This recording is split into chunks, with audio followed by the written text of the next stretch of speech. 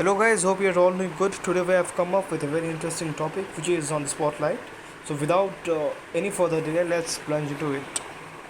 We'll be discussing the US Taliban peace talks in Doha. So why is it in news?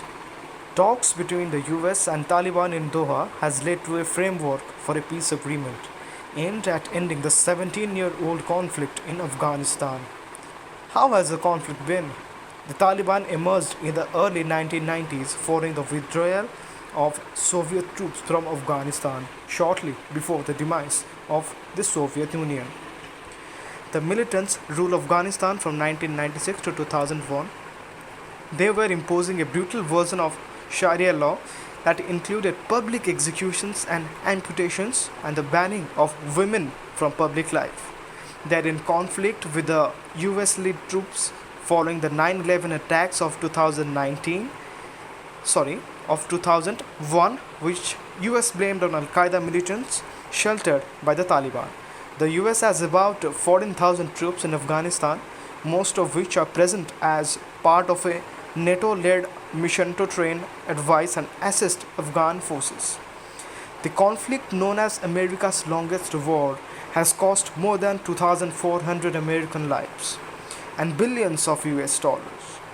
The number of civilians, mostly women and children, killed or injured by airstrikes in Afghanistan has risen 39% year on year. In the past 3 years, the Taliban have strengthened their grip. In November 2015, the Afghan government controlled 72% of districts in the country, but now controls just 56% of them. So, what does the framework contain? Taliban has made a commitment to not allow terrorists to use Afghan territory to mount attacks on US and its allies. The US has made an agreement to pull out troops, but this is only if the Taliban agrees to talk with the Afghan government and to a permanent ceasefire. With the announcement of a near agreement, the US has outrun Moscow, which has begun its own process.